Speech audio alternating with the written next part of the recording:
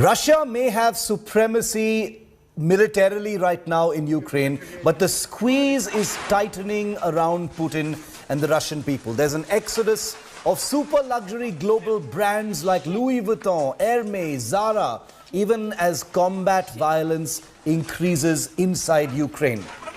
And this is isolating Russia hour by hour, day by day. Putin's colorful, powerful cronies, the oligarchs, are facing increasing heat. And a reported rise in Russophobia across the world is also being seen. Here's a report.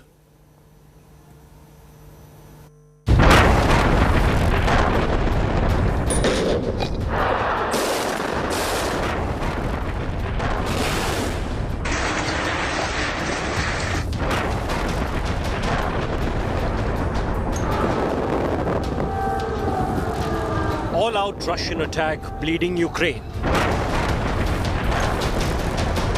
But away from the death, destruction and fire, Moscow is silently bleeding too.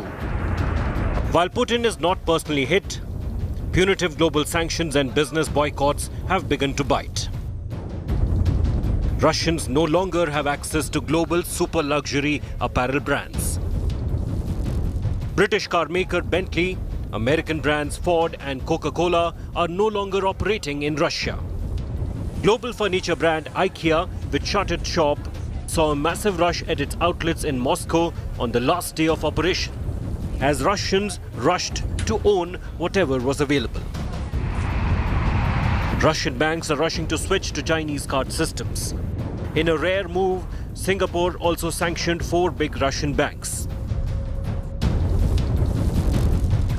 Actually, every day, every morning brings some news, some bad news for all Russians and for all Ukrainian people, because the economic pressure from the West continues to Russia. And for example, today, all Russians woke up to the announcement by Visa and Mastercard that their cards won't be legal in Russia very soon, and that Visa and Mastercard would withdraw from Russian market, and that our cards won't work outside of Russia. So everybody is like in panic.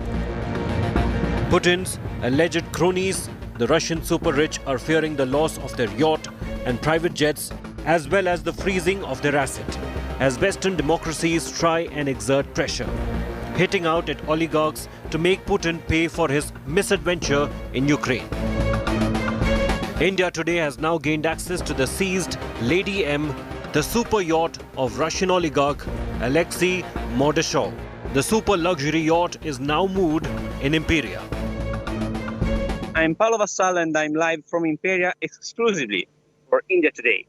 We are in the harbor, and this behind me is the $65 million yacht of Alexei Mordashov, one of the richest oligarchs of Russia. It's a 52 meters boat, and its name is Lady M, in honor of his wife. This is one of the yachts that has been taken by European authorities following the sanctions imposed to Russian millionaires. Russia's state-affiliated media also reported rising hate against Russian installations abroad. Vandals allegedly threw blue and yellow paint at this Russian community center in Vancouver, Canada. Bureau Report, India Today. Tatiana, I wanted to ask you, we just played out a report that updates our viewers about the number of different companies that are, who have stopped operations in Russia. Mastercard and Visa among the latest to have done so. Many luxury brands have, for the moment at least, shut shop. How is this being seen in Moscow at this time, Tatiana? Is this being seen, with a sense of alarm, or are people thinking, this is happening now, but these companies will have to come back sooner or later? Good evening to you as well.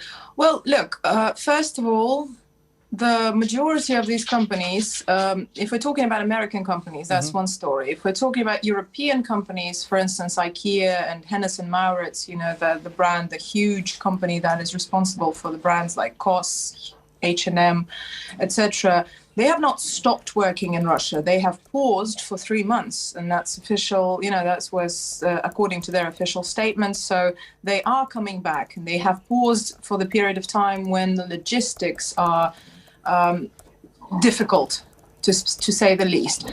At the same time, I'd say that it's a fair statement, a fair assessment of things that the majority of those companies will have to come back to Russia one way or another. It's a huge market.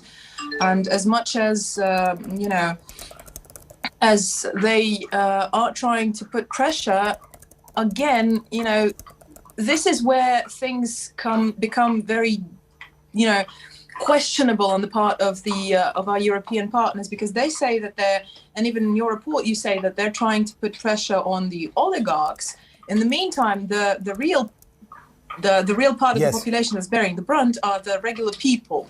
And in no way, shape or form can this be considered democratic as a measure, really, because by definition, democratic, from the Greek word demos, which means the people, and yet they're punishing the people in what can be perceived as an attempt to, make those people turn against the government. In the meantime, there's one thing that is very clear, that the more American companies pull out of the Russian market, be that temporary or permanently, the more it's dead obvious that this is an all-out economic war. And it's not our government that's leading it. It's unprecedented. The amount of the sheer volume of those measures is completely unprecedented. And it's very clear who stands behind it. How are the people of Russia seeing this? Because, in the coming days, Tatiana, the citizens of Russia will face the heat. SWIFT, for instance, the effects of that, even though it's only limited to some banks, not all banks yet, there will be partial heat that the people of Russia will start to feel. Could that change anything? Change in the manner of uniting the people behind the government? Yes, I believe so, because look, first of all, we have our own payment systems that are in place. And again, we're talking about a huge country, and the only people who are really targeted by this is the part of the population that used to travel a lot. But you and I both understand that's not even close to a majority of Russian people. In the meantime, inside Russia, everything works. Apple Pay works, despite the fact that they said times and times again that it doesn't work. We're stopping. We're shutting down. And as you rightly noticed, a market of that magnitude cannot stay empty for a long time. And as much as, the world is used to being, having an iPhone or something like that, but we have the whole of the eastern part of the world, including India, for example, that is very much not boycotting the country. And, this sensationalization that the news is prone to, and, it's obvious, it's clickbaity, that sells, makes for good TV, but the fact of the matter is that this whole economic war has just done a very obvious thing. It's divided the world between the old West and the East, and the East is not even limited to India, China, but it's all of the whole of the Arabic world. It is the whole of Latin America. It's Brazil, a huge country that has not put any sanctions on Russia, that has refused to put sanctions on Russia so far. And I do believe that in the long run, it's actually going to be a better thing for for the BRICS bloc, in terms of the fact that it's just putting those same American companies behind in so many ways. Russian ground troops have launched Mission Blackout, as it's being described by some, in Ukraine, after taking over one nuclear facility after another. The defunct Chernobyl, which is still staffed and maintained by Ukraine, and Europe's largest nuclear facility, Zaporizhia, has also fallen into Russian hands. Putin's forces are now targeting a third nuclear site 120 kilometers from the city of Mykolaiv, which has already been besieged by Russians. According to reports, Russia is trying to throttle power supplies to browbeat the country under siege. Here's a report.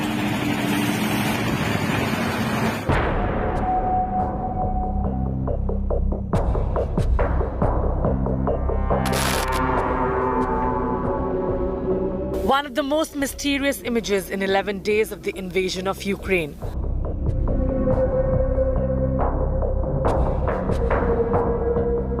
Russian tanks surrounding the site of Chernobyl nuclear disaster.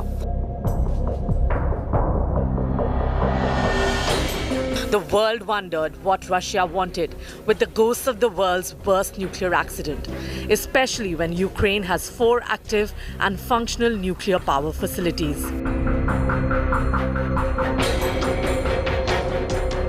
Hours after the capture, it was revealed that the Chernobyl site is still staffed and maintained, given it is still hugely sensitive and strategic.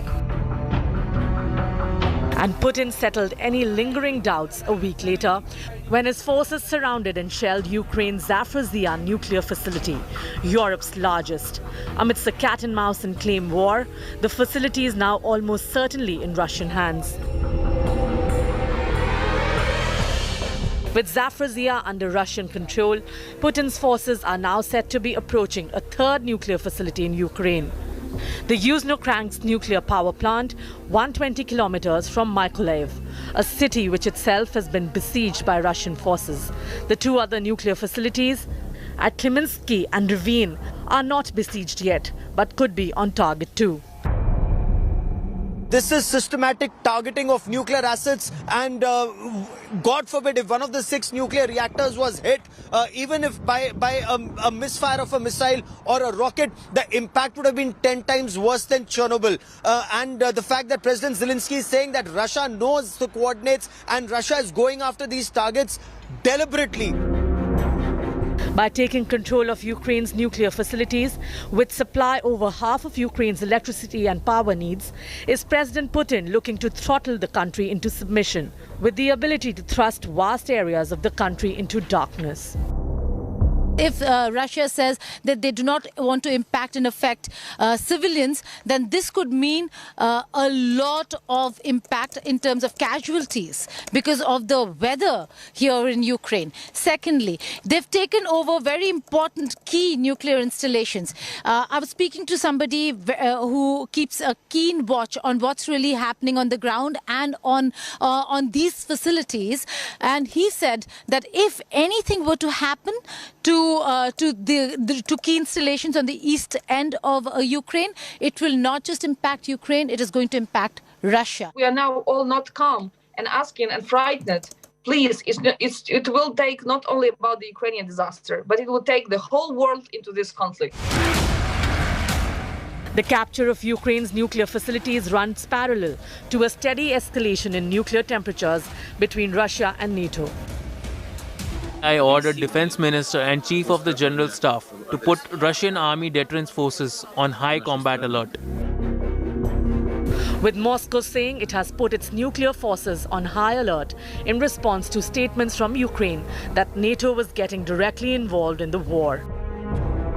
If global heat over the crisis isn't already super high, sections of Russian media have added fuel to the nuclear fire with the sensational suggestion that the United States has secretly supplied Ukraine with weapons-grade plutonium, helping it mine uranium, and looking to turn Ukraine into a nuclear weapons nation.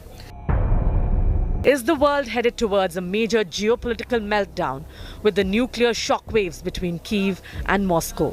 With Gaurav Sawant and Geeta Mohan in Kyiv, Bureau Report, India Today.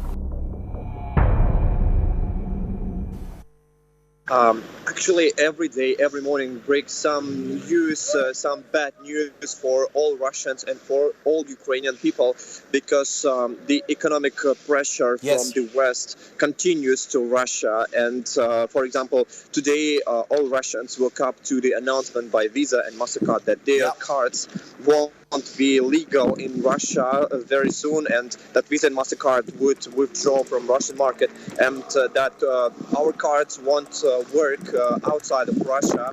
So everybody is like in panic, and like some of my friends are currently in ATMs trying to take more dollars if it's possible, because nobody knows what's going on. And for example, some markets, some shops, they are not allowing people to buy a lot of stuff because they think that the scarcity of the products might come very soon. So Russians are currently like in a little bit of shock, and currently some of them are panicking, but most of the Russians, like most of the population, don't feel this pressure, and that's why most of Russians are like calm down. But young people and people like intellectuals, people who are educated and who want to leave Russia, they are panicking most. Yes. And regarding the military situation, regarding what's going on in Ukraine and in Russian border, tonight, as we know from the media, in Belgorod, which is border town close to the border with Ukraine, there was some kind of situation, We have that image, Elnar. I was going to ask my producer to put that image of the bombing, the bomb explosion that we saw in the city of Belgorod. Let's put that on our screens as Elnar is talking about that. Yes, Elnar. Yes, and according to mayor of the city, nothing important, nothing very big has happened. It was just kind of small explosion. And, in Russia.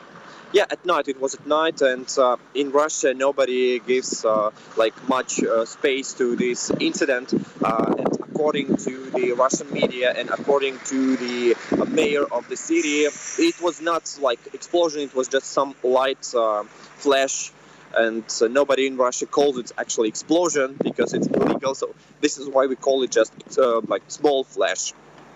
And no injuries were reported, and small damages only reported in one house. But since we are in military operation, since we are in like current state of military actions, we can't trust neither to Russia, neither to Ukraine. So we have to recheck this information. Elnar, coming back to the hostilities that are happening on the ground. A lot of nuclear facilities are apparently, under siege in Ukraine right now. Zaporizhia a few days ago. The southern Ukraine nuclear power plant is apparently being approached by Russia. There is a view that the Russian forces are trying to take control of these 4 major nuclear power facilities in Ukraine, which supply over half of all electricity in the country, as a means to exert more pressure and exert more control in the country and perhaps to meet more objectives quickly. How do you read that? It's being called Operation Blackout by some. Yeah, I don't know. Maybe it's true because we can't check with this information because, as I already mentioned, it's war and we don't know which party is lying and which party we have to trust on. But according to Russian sources, according to the Ministry of Defense of Russia, Russia is approaching further to Ukrainian cities, and it's taking more and more cities. And according to Ukrainian Ministry of Defense, that's not true, and Ukrainians could fight back.